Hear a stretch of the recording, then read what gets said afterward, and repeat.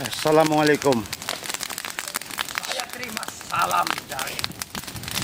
Kamu siapa? Kenapa kamu tiba-tiba masuk lalu menyerang saya seperti ini? Kau tidak perlu tahu siapa diri. Kau nilailah sendiri siapa diri sebenarnya. Astagfirullah. Bismillah. Allah Akbar. Subhanallah. La haula wala quwata illa billah.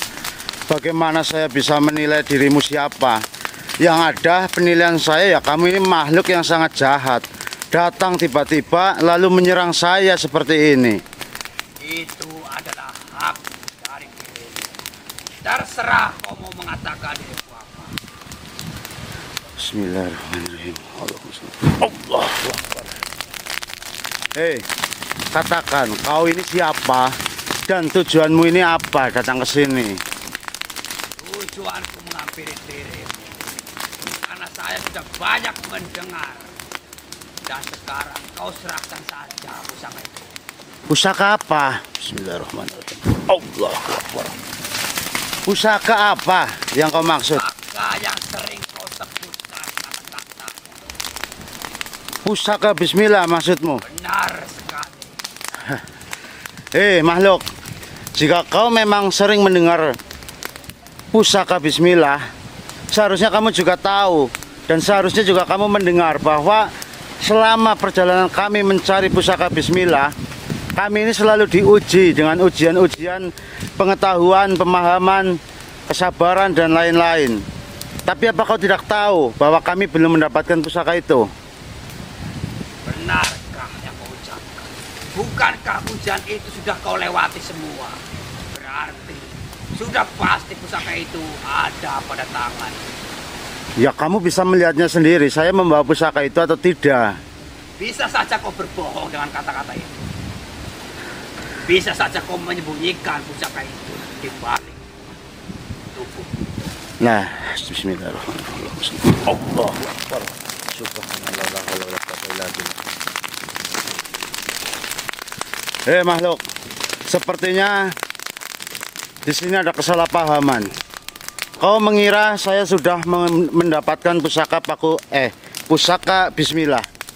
Padahal kami belum melihat pusaka Bismillah itu seperti apa. Dan perjalanan kami ini masih sangat panjang. Kami tidak tahu apa yang akan terjadi ke depannya selama kami mencari pusaka Bismillah itu. Kau malah datang tiba-tiba menganggap kami membawa pusaka Bismillah itu. Sebaiknya kita bicarakan baik-baik agar kesalahpahaman ini bisa kita selesaikan. Allahu Akbar. Subhanallah. Bukankah di tempat ini kau sudah melalui banyak rintangan? Kau sudah melewati dari hari ke hari.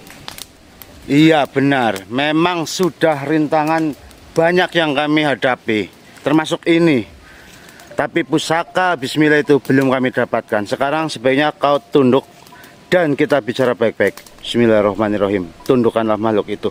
Tunduk kau sekarang juga. Allahu Akbar. Allahu Akbar.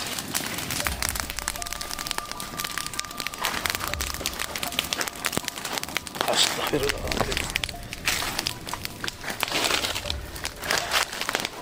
Makhluk, mundurlah kau ke belakang sana. Cepat. Di sini panas. Sudah, di situ. Duduklah kau makhluk. Astagfirullahaladzim. Kau ini, saya tidak tahu apa yang kamu maksud.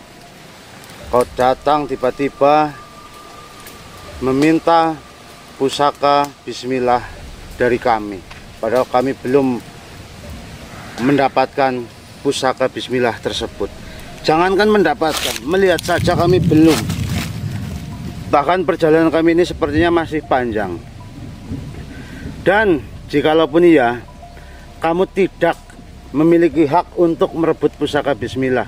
Pusaka itu adalah milik orang-orang atau makhluk-makhluk yang beriman dan bertakwa. Kamu dengar atau tidak, makhluk? Saya mendengarkan apa yang kau ucapkan. Bagus jika kamu mendengar.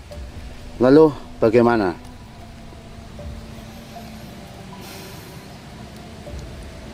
Diriku memiliki kekuatan sangat besar dan dapat menghancurkan apa saja yang aku inginkan.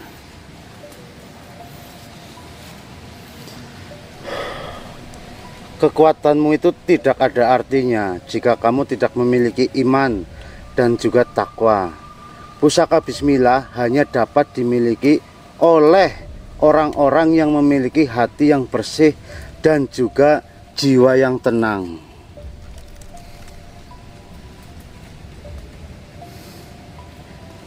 Kamu tidak mengerti.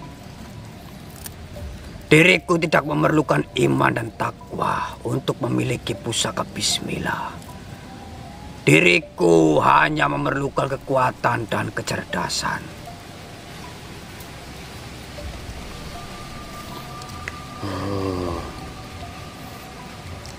Kamu ini sudah salah, makhluk.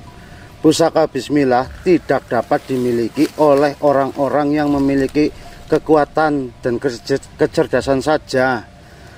Pusaka Bismillah itu hanya dapat dimiliki oleh orang-orang yang memiliki hati bersih, jiwa yang tenang, dan juga iman yang kuat. Sudah berkali-kali saya katakan, tapi kau masih membantah saja. Diriku tidak akan menyerah. Diriku akan terus berusaha untuk merebut pusaka Bismillah. Tidak peduli apa yang harus diriku lakukan. Aduh. Namun aku juga tidak akan membiarkan dirimu untuk merebut pusaka Bismillah. Dan saya akan terus berdoa dan berusaha untuk melindungi pusaka itu dari makhluk-makhluk seperti kamu.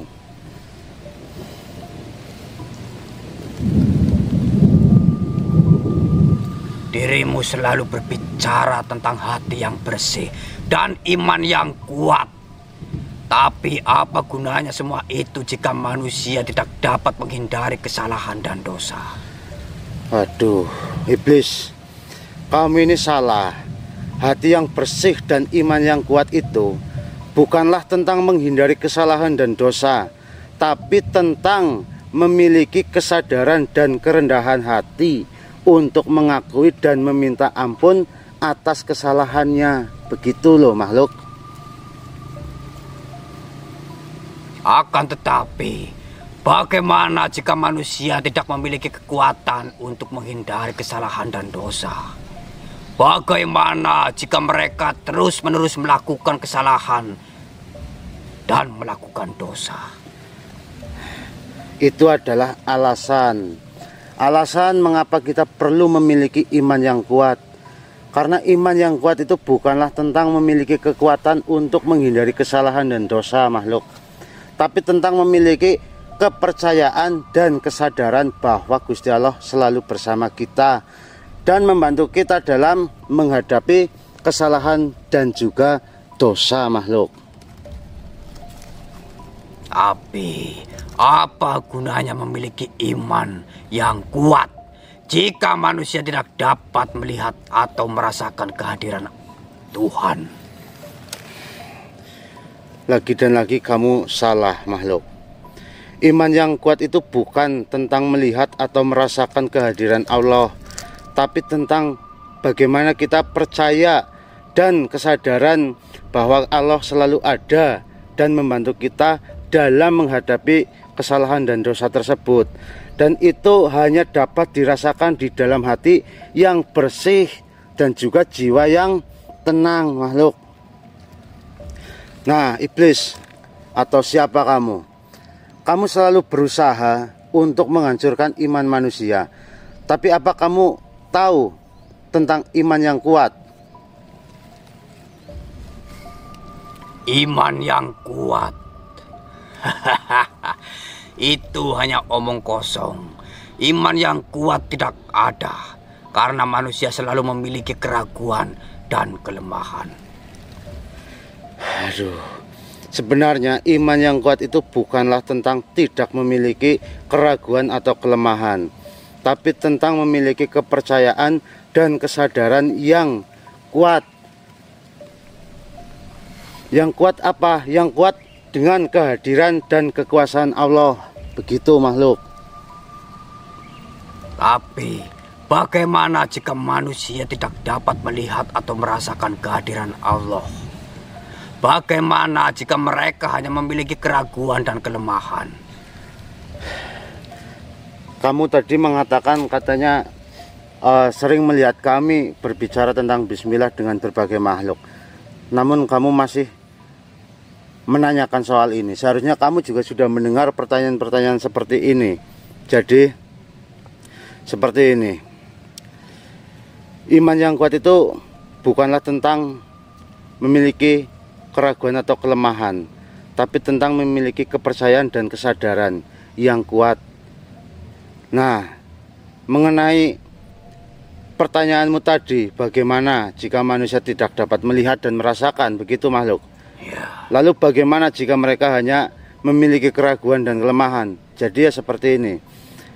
Alasan mengapa kita memiliki iman yang kuat bukanlah tentang melihat atau merasakan kehadiran Allah, tapi tentang memiliki kepercayaan dan kesadaran yang kuat akan kehadirannya dan juga kekuasaannya Allah, bahkan dalam keadaan yang paling sulit dan tidak pasti.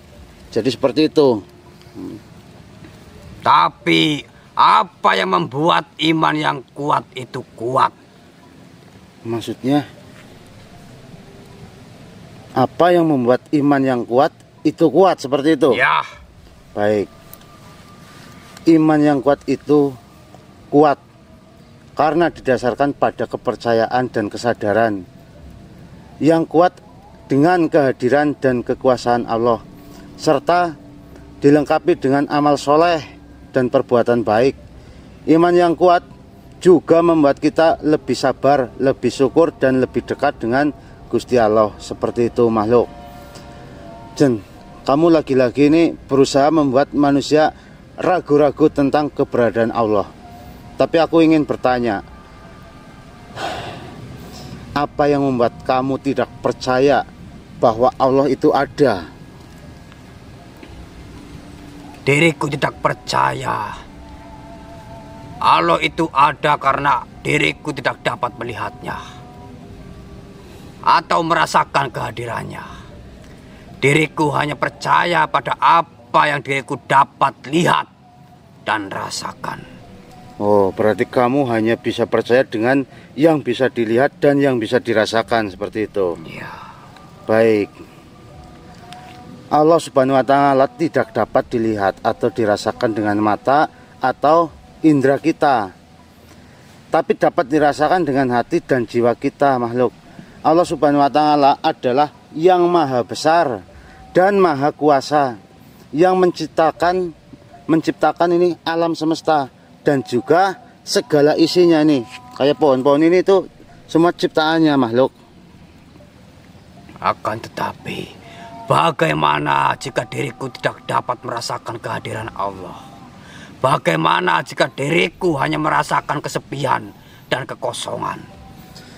Aduh, iblis atau siapapun kamu makhluk, itu adalah karena kamu tidak memiliki hati yang bersih dan juga jiwa yang tenang. Kamu telah dipengaruhi oleh keinginan dan juga nafsu kamu sendiri, yang membuat kamu tidak dapat merasakan kehadiran Allah Subhanahu wa Ta'ala. Tapi kamu mau membersihkan hati dan jiwa kamu, maka kamu dapat merasakan kehadirannya. Tuh, dengarkan.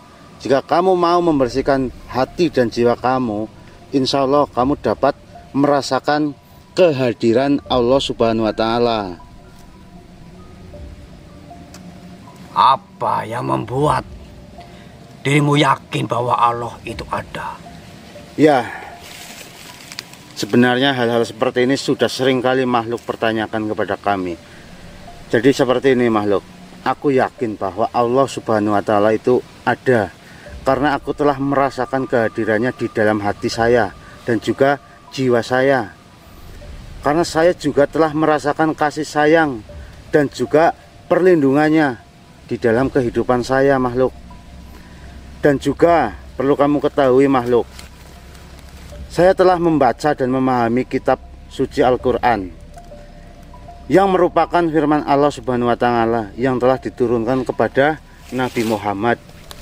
Jadi seperti itu makhluk. Lagi dan lagi, jika kamu berbicara dengan orang-orang yang mungkin bisa saya katakan tidak kuat imannya, mereka pasti bisa menjadi ragu-ragu percaya kepada Allah, karena kamu selalu berusaha membuat manusia memiliki jiwa yang kacau dan juga tidak tenang. Tapi aku ingin bertanya lagi nih makhluk, apa yang membuat kamu tidak memiliki jiwa yang tenang dan juga bersih? Jadi kenapa? Diriku tidak memiliki jiwa yang tenang dan bersih karena diriku telah dipengaruhi oleh keinginan dan nafsu diriku sendiri. Diriku hanya memikirkan tentang bagaimana diriku dapat memiliki kekuasaan dan menguasai manusia. Nah, berarti kamu juga menyadari kan? Tadi saya juga mengatakan, kenapa kamu tidak percaya, ya karena kamu itu dipengaruhi oleh nafsu dan juga keinginan kamu sendiri.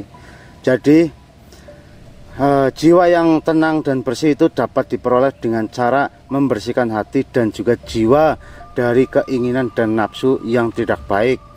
Caranya yaitu dengan melakukan amal soleh, mungkin juga dengan berdoa ataupun berzikir kepada Allah Subhanahu wa taala.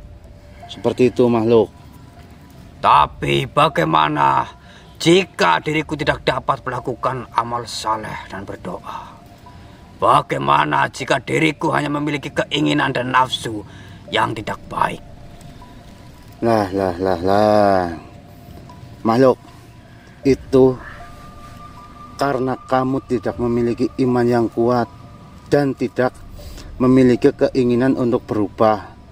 Tapi jika kamu mau berubah dan memiliki iman yang kuat, maka kamu dapat melakukan amal soleh, berdoa, dan juga berzikir kepada Allah Subhanahu wa taala. Jadi seperti itu makhluk. Dan juga dengan demikian kamu dapat memiliki jiwa yang tenang dan juga jiwa yang bersih. Tapi apa yang membuat dirimu yakin bahwa amal saleh, berdoa dan berzikir dapat membuat jiwa menjadi tenang dan bersih? Ya, aku yakin. Saya itu yakin sekali. Karena aku telah merasakannya sendiri makhluk. Saya ini sudah merasakan sendiri bagaimana amal soleh, berdoa dan juga berzikir dapat membuat jiwa kami itu menjadi tenang dan juga insya Allah bersih. Saya juga telah membaca dan memahami beberapa ayat-ayat suci Al-Quran yang merupakan firman Allah. Jadi di dalam Al-Quran itu kan disebutkan bahwa amal soleh, berdoa dan juga berzikir dapat membuat jiwa menjadi lebih tenang dan juga bersih, begitu makhluk. Jadi apa yang ingin jenengan sampaikan lagi? Atau mungkin begini saja, sebaiknya kamu bertobat saja agar kamu bisa merasakan juga memiliki hati yang tenang dan juga jiwa yang bersih. Dan mudah-mudahan Allah juga bisa mengampuni dirimu makhluk. Dirimu selalu berbicara tentang pengampunan Allah. Tapi diriku ingin bertanya, apakah Tuhan masih bisa mengampuni diriku? Diriku telah melakukan banyak kesalahan dan dosa, dan diriku telah menentang Tuhan selama bertahun-tahun. Oh, berarti kamu sudah bertahun-tahun menentang keberadaan Tuhan, begitu ya? Ya. Allah adalah yang maha pengampun dan maha penyayang. Dia selalu bersedia untuk mengampuni orang-orang yang benar-benar menyesali kesalahan mereka, dan juga berjanji untuk berubah makhluk. Bagaimana jika diriku tidak dapat menyesali kesalahan diriku? Bagaimana jika diriku masih ingin melakukan kesalahan dan dosa? Wah, ya repot ini. Yaitu karena kamu tidak memiliki iman yang kuat, lagi dan lagi kembali kepada iman yang kuat. Dan kamu tidak memiliki keinginan untuk berubah. Tapi jika kamu mau berubah dan memiliki iman yang kuat, insya Allah, maka Allah akan mengampuni dirimu makhluk. Karena Allah tidak pernah menutup pintu pengampunan bagi orang-orang yang benar-benar menyesali kesalahan mereka makhluk. Tapi apa yang membuat dirimu yakin bahwa Tuhan masih bisa mengampuni diriku? Diriku telah melakukan banyak kesalahan yang sudah saya katakan tadi. Bahkan bukan hanya kesalahan, tapi Dosa-dosa yang ya, sudah kamu lakukan seperti tadi. Tadi kan sudah dijelaskan. Ya begini makhluk, saya ini yakin karena saya telah membaca dan juga sedikit memahami kitab suci Al-Quran. Jadi Allah Subhanahu wa Ta'ala adalah yang Maha Pengampun dan Maha Penyayang, dan Dia selalu bersedia untuk mengampuni orang-orang yang benar menyesali kesalahan dan berjanji untuk berubah. Jadi seperti itu, di Al-Quran itu ada makhluk. tapi bagaimana jika diriku tidak dapat memahami Al-Quran? Bagaimana jika diriku tidak dapat memahami firman-firman Tuhan? Ya, kamu tidak memiliki hati yang bersih dan jiwa yang tenang. Tapi jika kamu mau membersihkan hati dan jiwa kamu, maka kamu dapat memahami Al-Quran dan juga firman Allah Subhanahu wa Ta'ala. Dan juga dengan demikian kamu akan dapat memahami bahwa Allah Subhanahu wa Ta'ala masih bisa mengampuni dirimu makhluk. Jadi seperti itu. Jadi sekarang kamu mau apa lagi makhluk? Dirimu selalu berbicara tentang pengampunan. Pengampunan Allah. Tapi apa yang terjadi jika seseorang tidak diampuni? Apa yang terjadi jika seseorang melakukan kesalahan dan dosa yang terlalu besar untuk diampuni? Allah Subhanahu wa Ta'ala itu adalah yang maha adil dan juga maha bijaksana, karena Allah itu maha segalanya. Dia tidak pernah menutup pintu pengampunan bagi orang-orang yang benar-benar menyesali kesalahan dan juga berjanji untuk berubah, seperti yang sudah saya katakan tadi. Maka itu karena mereka tidak memiliki iman yang kuat dan tidak memiliki keinginan untuk berubah. Jadi seperti itu. Tapi apa yang terjadi jika seseorang tidak memiliki iman yang kuat? Apa yang terjadi jika seseorang tidak memiliki keinginan untuk berubah? Jika seseorang tidak memiliki iman yang kuat dan juga tidak memiliki keinginan untuk berubah, maka mereka akan menghadapi resikonya atau konsekuensinya dari kesalahan mereka. Mereka akan menghadapi yang namanya azab dan juga siksaan di akhirat makhluk. Dan mereka akan kehilangan kesempatan untuk mendapatkan pengampunan dan juga ridho dari Allah Subhanahu wa Ta'ala. Apa yang membuat dirimu yakin bahwa azab dan siksaan di akhirat itu adil? Apa yang membuat dirimu yakin bahwa Allah tidak akan mengampuni seseorang yang tidak memiliki iman yang kuat? Ya, saya yakin karena saya telah membaca dan memahami kitab Al-Quran.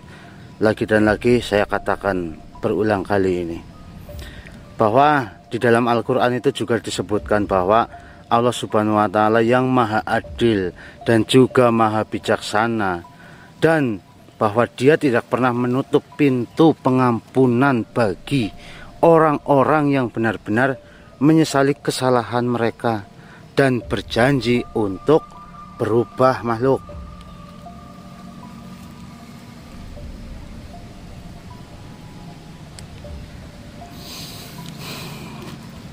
Apa yang terjadi jika diriku tidak percaya pada Al-Quran?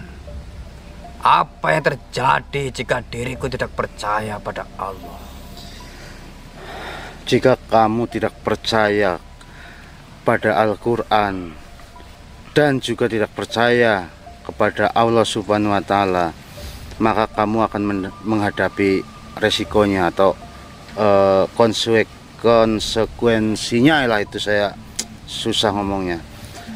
Dari kekafiran kamu sendiri makhluk, kamu akan kehilangan kesempatan untuk mendapatkan pengampunan, dan kamu akan menghadapi azab dan siksaan nanti di akhirat makhluk.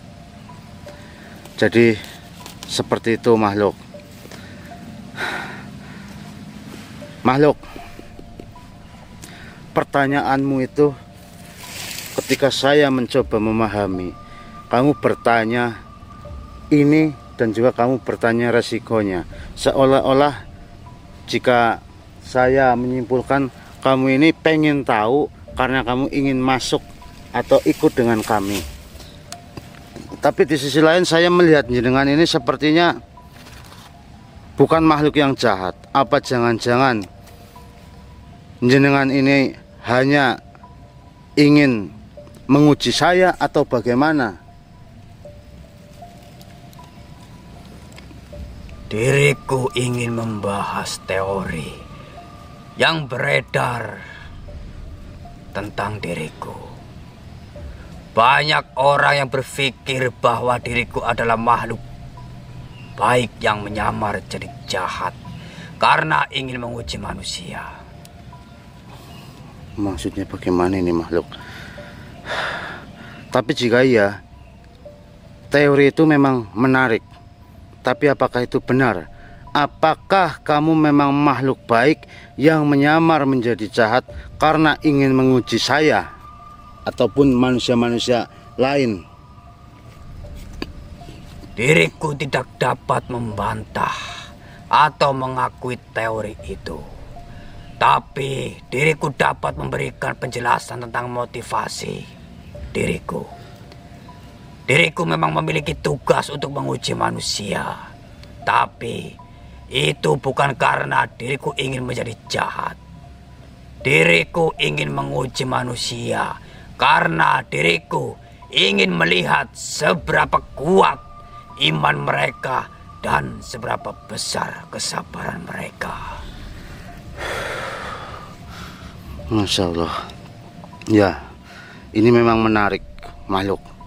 Tapi dengan apa yang sudah jenengan lakukan kepada saya ketika pertama kali kita bertemu tadi, jenengan menyerang saya, lalu pertanyaan-pertanyaan jenengan yang dilontarkan jenengan kepada saya, bagaimana jika saya atau manusia-manusia lain tidak percaya pada teori itu? Dan juga bagaimana jika aku berpikir bahwa kamu memang makhluk yang jahat yang ingin menghancurkan manusia? Bagaimana itu makhluk? Itu adalah hak dirimu untuk berpikir seperti itu. Tapi diriku ingin memberikan kamu penjelasan yang lebih dalam. Diriku memang memiliki sifat yang berbeda dengan manusia.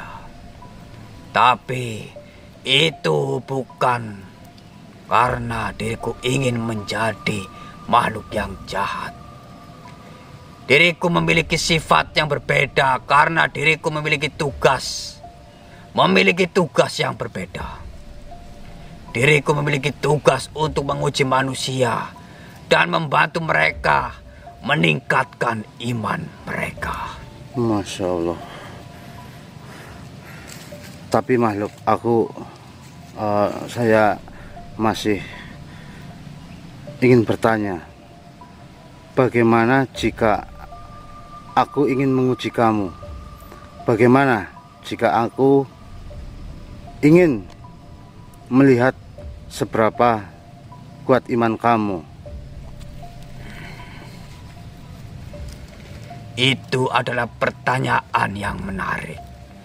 Tapi diriku tidak dapat diuji seperti manusia. Diriku memiliki sifat yang berbeda dan tugas yang berbeda. Tapi diriku dapat memberikan kalian penjelasan yang lebih dalam tentang sifat dan tugas diriku. Ya, saya paham dengan yang apa jenengan sampaikan. Tapi kenapa jenengan harus seperti ini? Apa jangan-jangan jenengan diutus oleh siapa untuk datang ke sini untuk menguji kami atau seperti ini? Apa memang itu adalah keinginanmu sendiri? Kamu kan tadi mengatakan tugas. Jadi apa ya, ada yang menugaskanmu atau memang bagaimana, makhluk?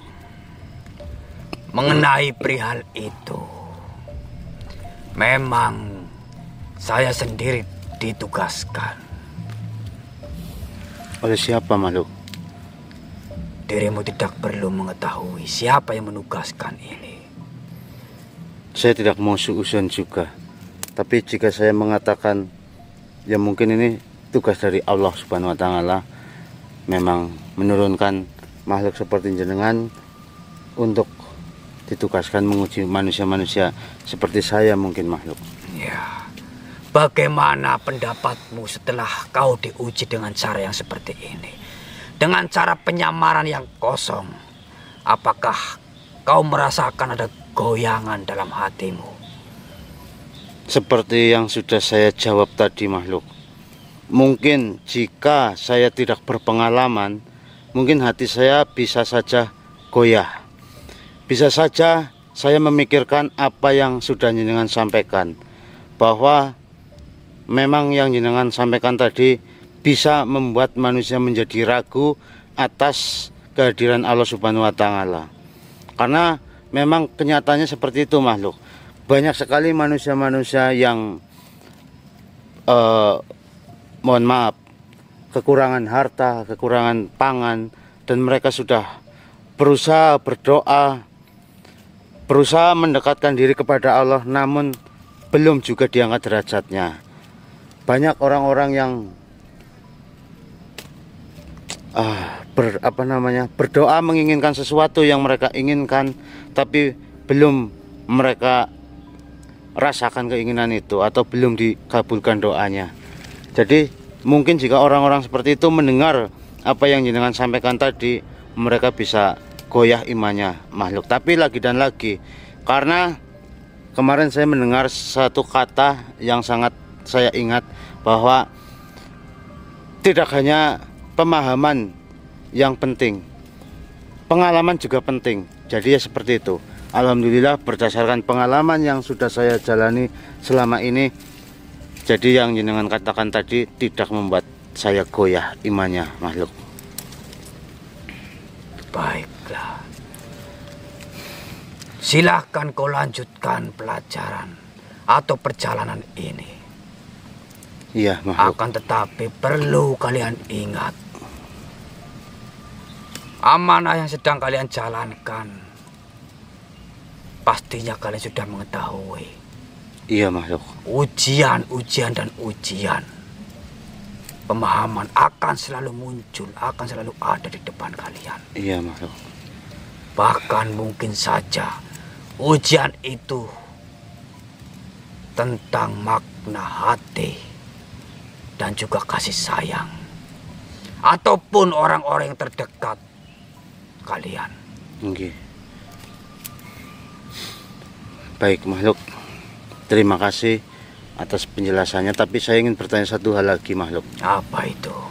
Tadi kan di awal-awal dengan meminta pusaka bismillah kepada saya. Saya hanya ingin bertanya satu hal saja.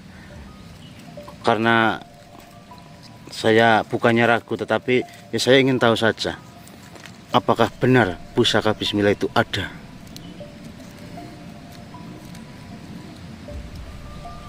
Kau yakin dengan amanah ini di dalam hatimu? Yakin. Jika dirimu yakin dengan amanah ini, berarti dirimu harus yakin bahwa pusaka Bismillah itu ada. Ya, baik makhluk. Cukup makhluk. Saya sebenarnya hanya ingin jawaban itu ada atau tidak makhluk. Baik makhluk. Apa ada yang ingin jenengan sampaikan lagi? Mungkin cukup. Oh iya. Saya akan pamit. Nggih. Monggo. Assalamualaikum warahmatullahi wabarakatuh. Waalaikumsalam warahmatullahi wabarakatuh.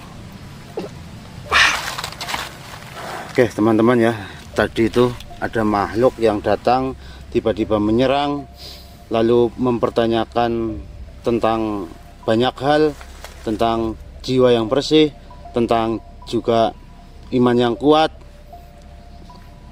Terus? Lalu iblis makhluk itu juga menanyakan kenapa percaya Allah itu ada, dan juga masih banyak yang lainnya tentang pengampunan juga. Jadi ternyata makhluk itu hanya makhluk yang baik, namun menyamar menjadi makhluk yang jahat karena ingin menguji kita, Mas Arya. Jadi seperti itu.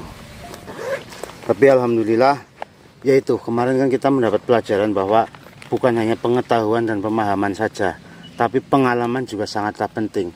Jadi kalau saya ini bukan pinter, bukan bijaksana, tapi hanya pengalaman saja, bermodalkan pengalaman saja.